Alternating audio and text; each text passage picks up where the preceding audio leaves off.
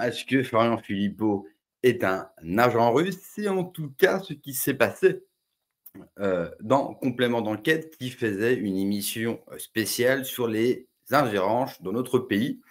Et la seule ingérence que nous connaissons, c'est l'ingérence russe. Américaine depuis 60 ans, non, il ne faut absolument pas en parler. Il faut parler seulement de l'ingérence russe, car on le sait, le récit est que la Russie est très méchante, que Poutine mange des enfants le matin, et donc la seule ingérence possible dans notre pays, c'est l'ingérence russe. L'ingérence chinoise, très peu, du Qatar, inexistant, de l'Israël, absolument pas, et des Américains, ce sont nos amis, donc tout se passe bien. Donc parlons seulement de l'ingérence russe. Et pour le coup, ils ont été faire une interview de Florian Philippot dans le QG des Patriotes pour lui parler d'une fameuse organisation russe qui détermine un petit peu partout dans le monde, et notamment en Europe et en France, les gens amis de la Russie, qui en disent du bien, qui, selon eux, relaient la fameuse propagande russe. Alors, le mot propagande, ce n'est pas chez moi un gros mot. Tous les pays font de la propagande, et la propagande, c'est nécessaire. Après, forcément, il y a de la bonne propagande. Alors, la bonne propagande, c'est quand elle va dans le sens du pays, quand elle va dans le sens de son peuple, et qu'elle sert une puissance et une souveraineté. Donc là, c'est ce qu'on appelle une bonne propagande. Quand c'est la propagande actuelle, un contre-exemple, c'est LCI. Si vraiment vous passez une mauvaise journée, si vous n'allez pas très bien, vous vous mettez 30 minutes de LCI et vous allez retrouver le sourire. Si jamais vous n'avez pas les moyens d'aller au cinéma, d'aller au théâtre, pas de problème, vous mettez LCI, c'est une pièce, c'est gratuit, vous regardez et là, vous allez voir ce que c'est vraiment des gens qui n'ont aucun parti pris, qui ne sont payés par personne, il n'y a aucune ingérence, n'y voyez surtout pas, bien sûr, de l'ingérence de l'OTAN notamment. Ils sont totalement autonomes pour tenir toutes les conneries qui tiennent à longueur de journée. Je ne peux pas vous passer l'extrait pour une raison toute simple, c'est qu'il y a des droits d'auteur avec Complément d'enquête. Donc, ce que je vais faire, si vous me le permettez, c'est juste de vous mettre le son et pas l'image pour éviter qu'on ait des droits d'auteur suite à la vidéo. Et je vais vous dire même une chose, je ne vais même pas mettre la vidéo parce que je pense que même avec le son, ils vont me troquer. Dans l'extrait que vous avez sûrement vu de Florian Philippot, ils vont lui présenter une feuille d'un organisme russe où apparaissent les patriotes de Florian Philippot. Et vont dire, regardez, les Russes, pour eux, vous êtes un ami, ils vous dites du bien et ils vous recommandent. Florian Philippot va avoir une réaction étonnée, bien sûr. Je pense sincèrement qu'il n'était même pas au courant de ça. Et de toute façon, ça ne changerait pas grand-chose. Donc, il leur dit, oui, très très bien, les Russes, ils ont le droit de me positionner comme ami. Et puis, ils vont essayer de gratter et essayer de lui demander parce que directement ou indirectement, vous percevez soit des éléments de langage ou alors, pire, de l'argent.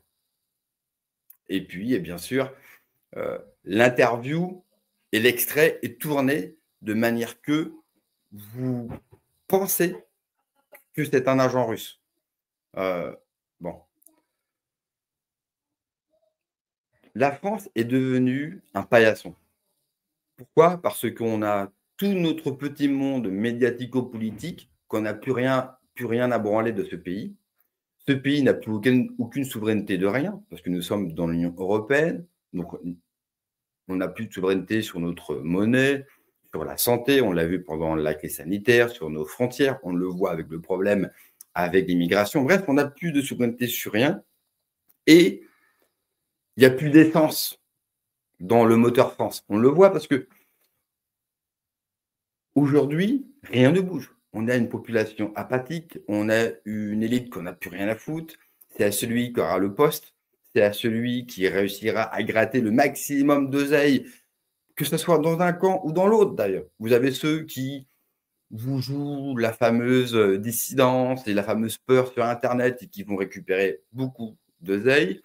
Vous avez nos chers élites. Il faut savoir que dans le gouvernement Macron, 60% des ministres ou des gens aux affaires, comme on dit, ont eu des problèmes ou ont encore des problèmes avec la justice. Donc, on est dans un pays où plus personne n'en a rien à foutre. La population, tout le monde n'en a plus rien à foutre, à part quelques-uns, bien sûr, dont vous faites partie, dont je fais partie, mais nous n'avons strictement aucun poids. Donc, moi, que les puissances étrangères s'amusent, parce que la France est devenue un terrain de jeu.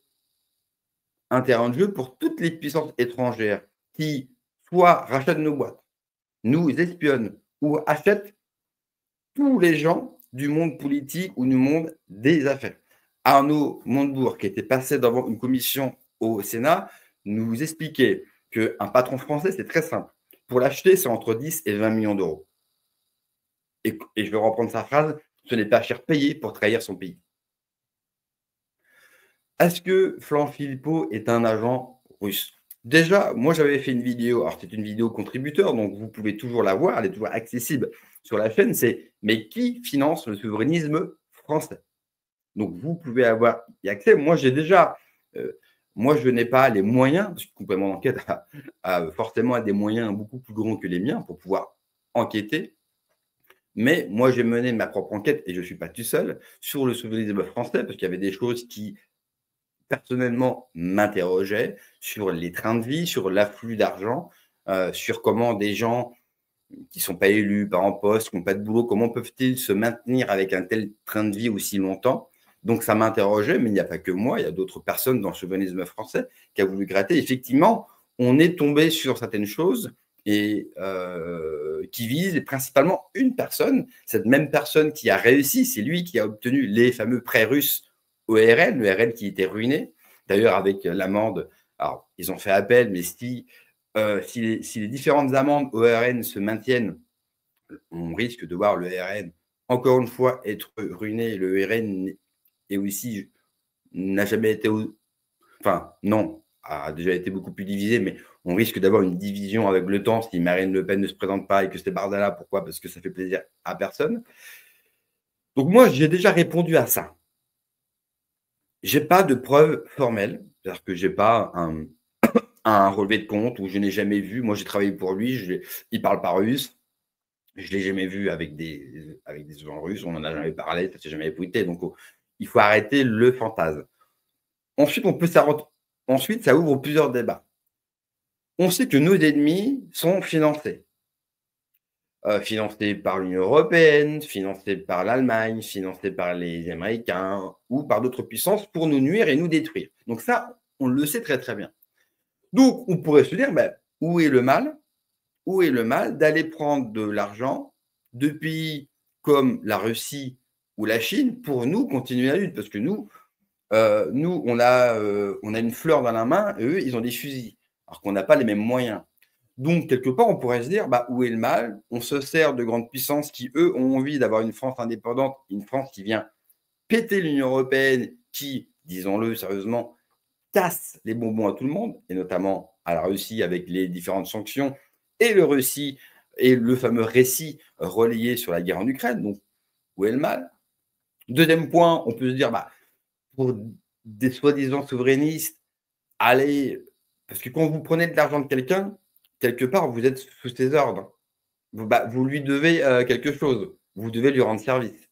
Donc, c'est vrai que pour des souverainistes, dépendent de tel ou tel pays. Alors après, attention, ce n'est pas le pays en lui-même qui vous transmet, ce sont des gens.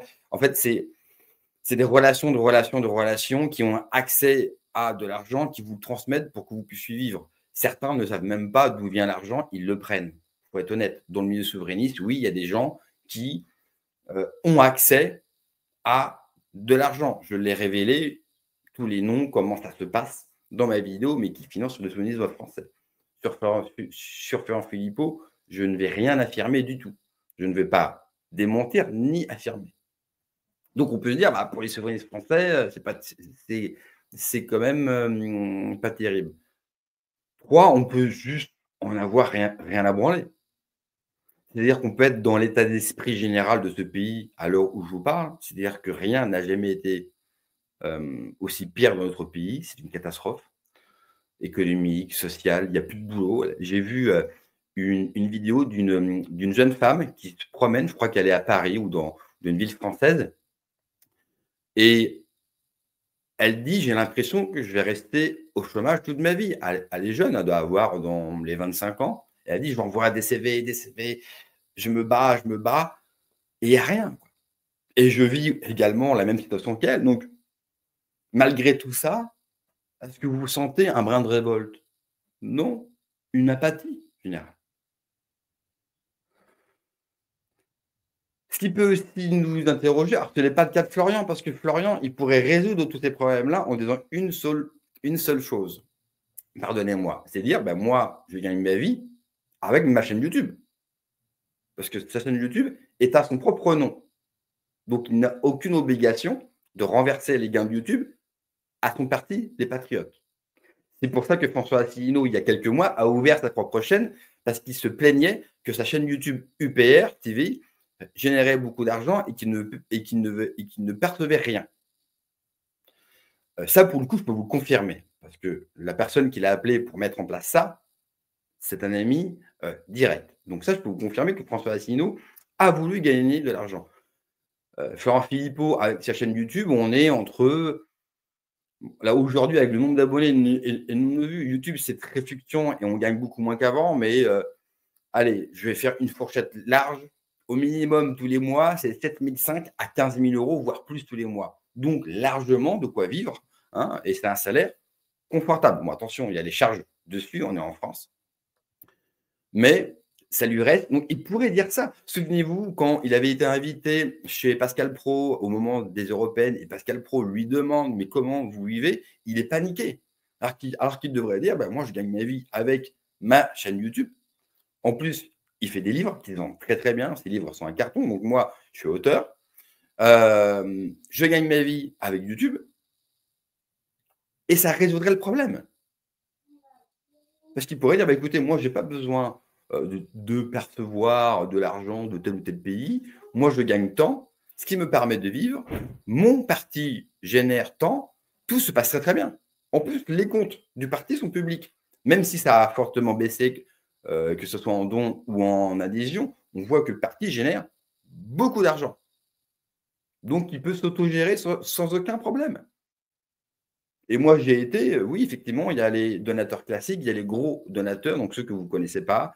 C'est de la haute bourgeoisie qui donne beaucoup d'argent et qui permettent aux partis de financer et de continuer ces manifs ou ces différentes actions. Donc effectivement, il pourrait résoudre ce problème-là. Et je ne comprends pas pourquoi il ne le fait pas. Alors, il y a différentes hypothèses. Il y a aussi le fait de dire, bah, d'avouer aux gens qui l'apprécient ou à ses adhérents, à ses militants, bah, ma chaîne YouTube, en fait, c'est plus pour ma gueule. Donc ça, en termes d'image, en termes de com, oui, il y a mieux. Faut être honnête. Le deuxième, c'est que tu n'arrêtes pas de dire qu'en face, ça se goinfre. Et si tu dis que ta chaîne, bah, l'oseille est pour toi, les gens, même s'ils ne connaissent pas les sommes, ils ne sont pas trop bêtes, ils savent que tu prends, que tes 10 000 € par mois, tu les prends. Donc, critiquer un fameux système qui se goinfre quand toi-même tu perçois les mêmes sommes, et même peut-être, et même plus. N'oubliez jamais qu'un président de la République, que Macron, je crois qu'il est entre 14 et 16 000 €, il gagne quasiment autant, sans être élu. Ça peut aussi démotiver vos troupes. Pourquoi? Parce que, bah, élection après élection, on ne peut pas dire que c'est un franc succès. Et d'avouer que vous gagnez beaucoup d'argent, bah, les gens peuvent dire: «Bah, OK, maintenant je comprends pourquoi il n'en fait pas plus, heu d'un point de vue, électif». Parce qu'en fait, il gagne déjà plus. Enfin, pourquoi il va s'emmerder à être maire ou à être député? Il gagne quasiment autant en faisant juste des vidéos YouTube tous les jours qui durent 12 minutes. C'est un travail qui est formidable. Donc c'est vrai qu'en termes de communication, on sent vraiment qu'il est mal à l'aise. Moi, pour moi, une bonne communication, c'est quand vous dites la vérité. Je pense qu'on est moi, je ne crois pas, mais je peux me tromper et dites-le moi en commentaire. Je ne crois pas que ceux qui aiment Florian, si tout d'un coup demain, ils apprennent qu'il perçoit beaucoup d'argent de sa propre chaîne YouTube, je ne crois pas que les gens vont être déçus. C'est pas quelque part, ce n'est pas forcément grave. Bon, bah, il prend beaucoup d'argent avec sa chaîne YouTube, tant mieux si ça lui permet de vivre. Après, effectivement, quand vous tenez d'autres propos envers un système et que vous gagnez autant, oui, mais moi, je ne pense pas que les gens vont tout d'un coup ne plus être adhérents, ne vont plus l'aimer, ne vont plus le suivre. Je ne crois pas qu'il y aura ce problème-là, même si en France, l'argent est toujours un problème, même si je ne suis pas entièrement d'accord avec ça. C'est un problème quand une partie des gens prend tout et laisse rien aux autres. Oui, là, ça devient un problème. D'ailleurs, j'ai retrouvé l'extrait, justement, de Pascal Pro qui va demander à Florent Philippot comment gagne-t-il sa vie. Parce qu'en fait, l'enjeu de complément d'enquête, c'était trouver les fameux espions russes, parce qu'il n'y a que des espions russes en France. Que. Hein, aucune personne en France a des liens avec le Qatar, hein, qui a tout en France. Personne n'a de lien. On voit avec les problèmes dans le football français, où le Qatar verrouille tout et précipite le football français dans la ruine. Mais, bouche cousue. Juste avant de vous mettre l'extrait, une des bonnes déclarations de François Fillon, c'est quand, pareil, il avait été auditionné à propos des fameuses ingérences russes, parce qu'on lui prête des fortes amitiés avec la Russie. Et lui, qui a été Premier ministre, avec Nicolas Sarkozy, il dit, écoutez, moi, les seules ingérences que j'ai vues, c'est les ingérences américaines. Souvenez-vous de la vente des fameux sous-marins nucléaires à l'Australie, et les Américains sont venus nous court-circuiter pour vendre leurs fameux sous-marins. En plus, c'était des sous-marins d'occasion, qui au final ne les donneront jamais à l'Australie, et l'Australie s'en mord les doigts. C'est comme ça depuis 160 ans. Et je vais faire une autre aparté, si vous le voulez bien. Pour vous rendre compte de la puissance française et de notre grandeur. Cela fait 60 ans que nous ne sommes plus rien, plus de souveraineté, que nous sommes dirigés par des traites, qu'on perd tout, qu'on nous rachète tout. Malgré ça, on a encore des entreprises performantes. Nous avons encore notre parc nucléaire français. Enfin, on a encore tellement de points d'excellence. On avait tellement d'entreprises de haut niveau, des leaders mondiaux, qu'on continue à nous les racheter. Pour vous dire qu'en 60 ans de trahison, il nous reste encore quelque chose. Deux, même si tout ça paraît un peu sombre, parce qu'on se dit, bah, c'est quand même terrible, moi je vois aussi un gros côté positif. Parce que pour que toutes les grandes puissances de ce monde viennent s'affronter sur notre sol, ça vous donne l'importance de notre pays dans le concert des nations. Et moi, c'est le positif que je veux retenir. Parce que ce que les Russes et que la Chine nous donnent de l'oseille ou donnent de l'oseille au camp national, bon, ça veut dire que, la France a une importance capitale. Capitale. Pour que l'Allemagne, pour que les États-Unis ou d'autres essayent de finir ce pays, qu'on ne se relève plus, cela montre également l'importance de ce pays.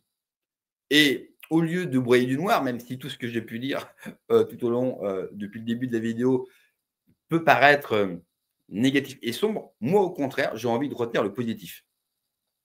S'ils viennent chez nous combattre, s'ils viennent chez nous pour nous soumettre, c'est parce que c'est un jour, on aurait l'idée, farfelue, certes, je vous le concède, de se relever. Croyez-moi, ce pays sera un des plus grands pays du monde. Ce qu'il est, normalement. Ce que nous ne sommes plus. Et pareil, ceux qui vous disent, ouais, on va mettre 20 ans à se relever. Moi, pour moi, et c'est vrai que j'ai pu le penser et j'ai pu le dire. Mais qui ne se trompe pas? Moi, quand je vois encore tout ce qu'on a et quand je vois tous ces pays qui luttent pour nous détruire et qu'on n'est toujours pas détruit, qu'il nous reste encore tellement de choses qu'on peut sauver, qu'on peut améliorer, qu'on peut créer, je me dis que je me dis qu'on peut reconstruire ce pays bien plus vite qu'on ne le pense, même nous-mêmes. On a tout en main. Le problème, c'est qu'il y a une apathie générale. Je vous mets l'extrait, Pascal Pro, Florent Philippot, de quoi vivez-vous? Oui, donc on est dans ce rassemblement personnel, pour sortir de l'Union européenne. À titre personnel, les gens doivent s'interroger. Comment vous vivez? Parce qu'il y a... Quels sont vos revenus? Je vis pas d'activité, ça n'a rien d'extraordinaire. J'ai moi pas de mandat. Oui, donc vous êtes un professionnel dans... Parce qu'à un moment, mais je ne suis pas un professionnel, justement. J'ai créé un mouvement politique qui avait 2000 adhérents il y a 5 ans. Vous n'avez pas de revenus politiques? Il y en a 40 000 aujourd'hui. Vous n'avez pas de revenus politiques, donc forcément, il faut que vous fassiez un métier de conseil. On se débrouille. Oui, on se débrouille, ça veut dire quoi? Vous êtes dans quelle activité? je suis à mon propre compte. Voilà, je plus de conseils. Je fais oui, conseils si vous voulez. Enfin, je travaille quoi. Mais vous travaillez. Qu'est-ce que vous faites une question ça? Qu'est-ce que vous faites? Dans quelle activité? Je suis comme beaucoup de Français en auto-entreprise. Voilà, c'est tout. Voilà. Mais dans quel secteur? Bon, on voit évidemment la gêne et je pense que là, Florian, et pourtant Florian, il est bon en communication, c'est quelqu'un qui a beaucoup de talent. Moi, je pense qu'il aurait dû lui répondre déjà ça. Ta mère la pute, ouais. Et une fois qu'il lui répond ça, et puis, écoute, moi j'ai une chaîne YouTube, j'écris des livres qui se vendent très très bien, ça pour le coup, je peux le confirmer, sur lesquels il y a une bonne marge. Donc, il n'a pas besoin, il n'y a pas de problème. Il aurait dû justement tenir un discours franc, dire écoutez, moi j'ai une chaîne YouTube, aujourd'hui, il a plus de 500 000 abonnés. Enfin, je ne sais pas si on se rend compte. C'est le politique français le plus suivi sur YouTube. Si je ne dis pas, peut-être que Zemmour est devant lui. Mais c'est juste incroyable. Donc forcément, quand vous faites entre 50, 100 000, 200 000 vues par vidéo, oui, ça rapporte des sous. Alors, je vous rassure, hein, quand vous êtes moi, ça rapporte zub, ça rapporte que dalle. Je ne touche pas 1 euro. Mais lui gagne de l'argent avec ça et c'est pas grave. Gagner de l'argent, ce n'est pas grave. Le problème, vous savez, ce n'est pas de gagner de l'argent, c'est surtout qu'est-ce que vous en faites et comment vous l'avez gagné. Lui, il a réussi à exploser en termes d'adhérents et sur YouTube grâce à la période sanitaire. Et ce fut le seul qui s'est révolté pendant cette période. Donc, on peut lui rendre grâce de ça. Donc, il a mérité parce qu'il a mené un combat juste. Et je l'ai accompagné. Donc, je ne vois pas où est le problème. Donc, oui, il aurait dû aussi faire de la rhétorique toute simple. C'est-à-dire, de dire, vous me demandez comment je vis, combien je gagne. Et donc, il aurait dû lui refaire cette séquence qui est très connue, mais j'ai envie de vous la remettre parce que c'est une de mes séquences préférées. Votre frère, on l'a vu plusieurs fois à Nanterre, au siège du Front National, on l'a vu plusieurs fois chez Marine Le Pen. Est-ce que c'est vrai ou c'est pas vrai? J'ai pas l'habitude de le voir à Nanterre, ni chez Marine Le Pen. On a des sources. Oui, vous avez sûrement des sources. Moi, j'ai des sources qui m'ont dit que votre sœur, elle faisait des choses pas terribles. Vraiment, j'ai des sources. Voilà, vraiment, j'ai des sources. Dans le complément d'enquête, pour ceux qui ne l'ont pas vu, sincèrement, vous n'avez aucune preuve parce que être noté sur une agence russe comme pro-russe, ce n'est pas une preuve. Moi, ce que j'aurais aimé de complément d'enquête, c'est qu'ils aillent plus loin. Je pense que le problème, il n'est pas Florent Philippot. Le problème, il est une autre personne dans le camp national. Une personne d'ailleurs que je ne vais pas nommer. Pourquoi? Parce que dernièrement, quelqu'un l'a nommé et il y a eu une plainte contre lui. Donc, je vais éviter de le renommer. La personne attaque. Cette personne-là est un problème dans le camp national. Cette personne-là a donné des interviews dans des journaux américains où il dit tout de manière explicite. Je dis bien de manière explicite. Dans ma vidéo qui finance le souverainisme français, que vous pouvez retrouver sur la chaîne, je vous montre toute l'interview. Donc oui, cette personne-là est un problème. Florent Philippot ne l'est absolument pas. Et Florent Philippot gagne suffisamment sa vie pour n'être dépendant de personne. Qui ne veut pas dire qu'il n'a peut-être des liens ou des confidences avec tel ou tel pays. Mais moi, à titre personnel, je ne l'ai jamais vu, donc je ne vais pas l'accuser. Après, qu'il y a de l'argent qui arrive dans le souverainisme français, la réponse est oui. Vous avez certains souverainistes français qui ont des propriétés un petit peu partout, qui ont des trains de vie incroyables. Ils ne travaillent plus depuis 20 ans. Comment font-ils pour vivre? Et je précise qu'ils n'ont pas des maisons à Mulhouse. Hein. Ils ont des maisons dans des endroits qui coûtent extrêmement cher. Ils sont propriétaires. Quand vous ne travaillez pas et que vous avez des maisons à charge, que vous avez des belles maisons, des belles propriétés, même on ne parle plus de maison, mais de propriété, ça coûte beaucoup d'argent. Moi, j'ai l'exemple avec mes beaux-parents qui ont des propriétés. Tout ce qu'ils payent en charge, c'est démentiel. Donc, oui, moi, je suis beaucoup plus interloqué par ces personnes-là que je ne vais pas nommer. Je l'ai faite dans une précédente vidéo. Je suis beaucoup plus interloqué par ces personnes-là. De quoi vivent-elles? Elles n'ont pas de parti. Enfin, Depuis peu, elles en ont un, mais c'est un parti où il y a 3 personnes. Donc, vous ne générez pas d'argent, vous ne travaillez plus, c'est un problème. Par exemple, contre-exemple, Charles-Henri Gallois, qui a un poste très élevé, lui, et qui gagne très, très bien sa vie, pour le coup, lui, il a un vrai boulot. Il fait de la politique en plus, mais c'est un plus. Il n'aurait pas ça. C'est un Charles-Henri Gallois, il doit émerger avec le poste qu'il a dans l'entreprise qu'il a. C'est un cadre plus. Là, il doit être entre les 8 et 10 000 euros par mois, puisqu'il prime lié sûrement à son boulot. Donc, c'est un mec qui gagne très bien sa vie. C'est vrai que les autres, bon, certains n'ont plus de boulot depuis des années, d'autres ne sont pas élus. Oui, ça interroge, ça peut interroger. Et dire ça ne veut pas dire qu'il y a une ingérence, qu'ils sont corrompus, qu'ils sont ceci. On a le droit de s'interroger.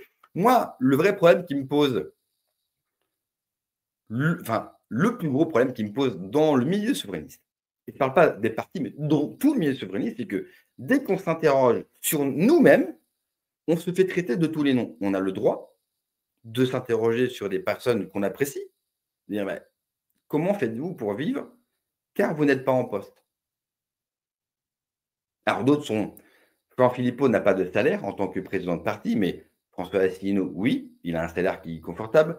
En plus, c'est quelqu'un qui a été haut fonctionnaire depuis très longtemps, donc il a tous les avantages qui vont avec, qu'il oublie bien souvent d'en parler dans ses vidéos. Il préfère taper sur tout le monde et oublier de dire que monsieur gagne beaucoup d'argent et en plus, lui, a un train de vie beaucoup plus fastueux que le train de vie d'un Florian Philippot. Donc oui, ça interroge. Mais je remarque que souvent, quand on parle d'argent et qu'on s'interroge dans le milieu souverainiste, moi je dis ça, c'est pour clarifier, en fait. Moi, que les mecs prennent des sous, je m'en fous. Moi, ce que je regarde, c'est pas combien les mecs prennent d'argent, c'est qu'est-ce qu'ils font avec l'argent. Qu'est-ce que tu mets en place au niveau de la formation militante, d'un point de vue local. Moi, ce qui m'intéresse, c'est de sauver mon pays. Ce n'est pas que de prendre 10, 30, 40 000. Si je les prends très bien, mais je veux qu'ils soient utilisés. Le vrai problème du milieu souverainiste, c'est que les mecs gagnent de l'argent, c'est très bien. Le problème, c'est que qu'est-ce qui se passe ensuite? Ensuite, il y a les européennes et un chat fait plus que tous les partis souverainistes réunis. Ça, c'est un problème.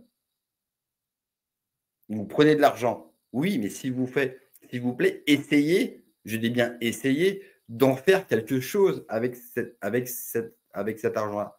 Construisez quelque chose. On a besoin de ça. Sinon, on va rester dans le poussière de dire aux gens, écoutez, c'est pas grave, le RN finira par être élu, ils vont se planter, et puis, comme par magie, les gens penseront à nous et on ira au pouvoir. Ça, c'est de la pensée magique. Et moi, je suis un adepte du réalisme politique et la pensée magique, je n'y crois pas du tout. Donc voilà, c'était mon avis sur le complément d'enquête qui, franchement, n'en vaut pas la peine. L'extrait, vous le retrouverez sur X. Je ne vous l'ai pas mis parce qu'il y a des droits d'auteur. Du coup, j'évite de le mettre parce que sinon, je vais devoir le couper. Quand vous reverrez la vidéo, vous allez voir à un moment donné que je vais parler de quelque chose que vous ne voyez pas à l'écran. N'oubliez pas le like et le commentaire. Il n'y a pas eu le live de mardi parce que j'ai eu un problème de connexion Internet, mais rassurez-vous, je serai en live et ça sera le seul live de la semaine, dimanche 13h, comme tous les dimanches. Passez une belle semaine.